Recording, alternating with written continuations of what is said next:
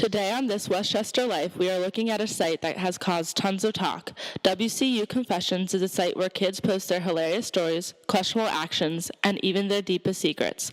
We will be taking a look at these posts through the eyes of Westchester students and get a feel for how WCU Confessions sparks interest and even debate. Today we have Katie, who wants to talk about WCU Confessions. And what would you say is your definition of WC Confessions? I would say WCU Confessions is a way for people to anonymously put crazy amounts of information and secrets up online for people to see, actually for all the world to see. Have you ever submitted anything, even if it didn't get posted? No, I have not. What post stuck out to you? Any crazy, gross, downright disturbing ones? There was a pretty nitty-gritty one that I distinctly remember because it's probably something you can't forget. Apparently, a young lady who was a virgin, while, doing it, she apparently got sick. And how could you forget a story like that? And then you think to yourself, why in the hell would you put that online for people to see? Although WCU Confessions produces some laughs at other people's expenses, it can also have a more serious side.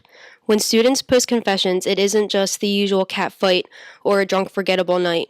The page also brings out how people truly feel about themselves.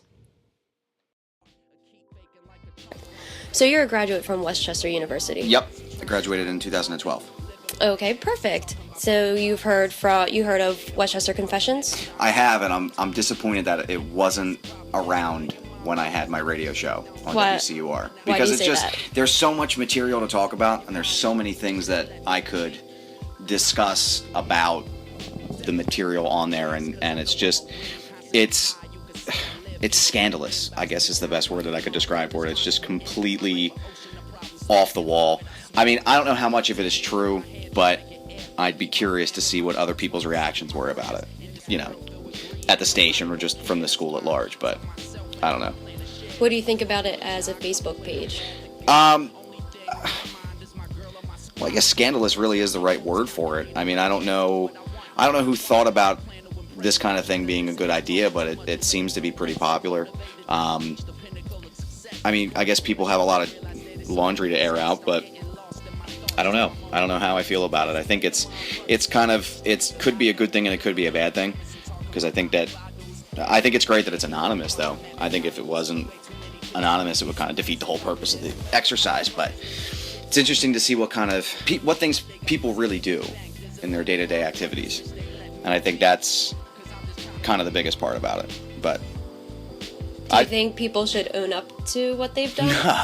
No, not at all. I think that it's a great resource for people. It's like Post Secret, that group Post Secret. You ever seen that online? Mm-hmm. I think it's the same thing, but I think it's just created for drunken college students who make really poor decisions and then get to tell the tale afterwards. And I don't think people should reveal themselves as to what they said or what they did.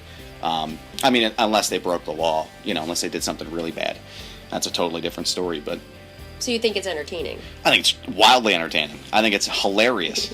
I also think it's kind of twisted at times. You read a lot of stuff, but I'm tired of all I went to college and I cheated on my boyfriend. Like, that's not interesting to me. Like, give me something wild. Well,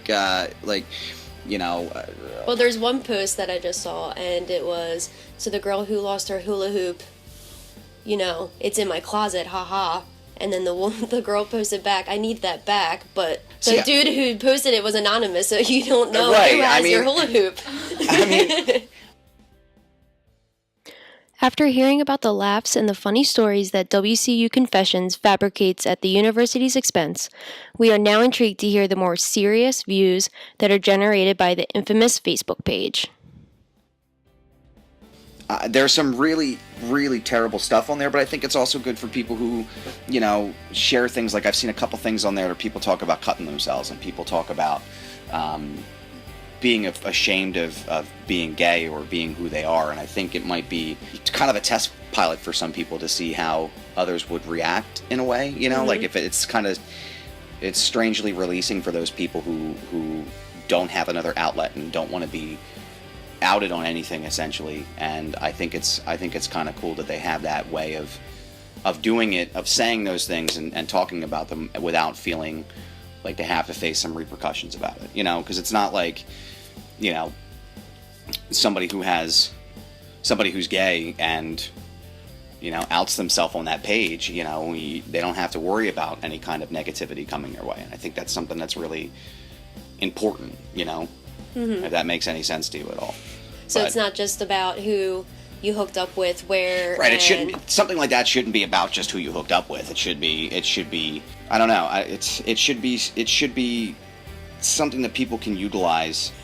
knowing that your wife is from Westchester, and now you're married and have a son. Right. Would you want your son to post his dirty laundry on something like this? It depends on what he did. You'll never know, though. I mean, you know, look, if he gets drunk and steals something from a frat house, I'd probably high-five him when he came home for a break. But, I mean, it depends. Like, if somebody posts, you know, I haven't seen anything really vicious up there yet, but it would really, I guess it would depend on what he did, you know. I got drunk in college. I went to lots of parties in college. You know, I can't, as long as he's, I guess you can't really say responsible college student in the same sentence, but I feel like as long as he's not an evil person, I think he should be comfortable to say whatever he wants to me. So you wish that you had this when you were Oh my at God! Rochester? Yes, totally. You know, my radio show, when we had it, it was one of the most listened to on WCUR, and for the reason that we knew how to entertain people, and we did a lot of things we weren't supposed to do on the show. You know, a lot of things that almost got us kicked off the air, and it was entertaining and it was fun. And I feel like something like this would be amazing fodder to talk about on the air. Just amazing stuff. That's a word, honey. I think it would be amazing to delve into that, you know, dive into it a little bit more and kind of pull it apart and see what other people think about it. I don't know how much Greg would have been a help, my co-host. I don't know how much he would have been helpful with that, but I think with somebody like Sam or Joe Keane, that would have been great. But So would you have taken it upon yourself to have people call in to confess live? Yeah, actually, that probably would have been an awesome idea, and I wish this would have been around and you would have said that to me like 2 years ago, because that would have been great. I think we would have been able to, because we didn't have caller ID on the phone then, so it really would have been anonymous. But that's an awesome idea. So if anybody does the show like we do, you should definitely use that idea, because that's awesome. So you think the confessions page is more about telling your wild story without getting caught, more than trying to If I ran the ask page, out this girl? if I ran the page, that would probably be something that I would try to focus a little more on. But some of those stories are so wild and fantastical that I don't know if they're actually true or not. You know, I know my story is true that I posted, but some of them are just so outlandish. But I love the ones when people talk about upper decking in the toilets of the frat houses, or that makes me, or you know, peeing in the gym or something like that. Like, that makes me laugh harder than anything else in the entire world.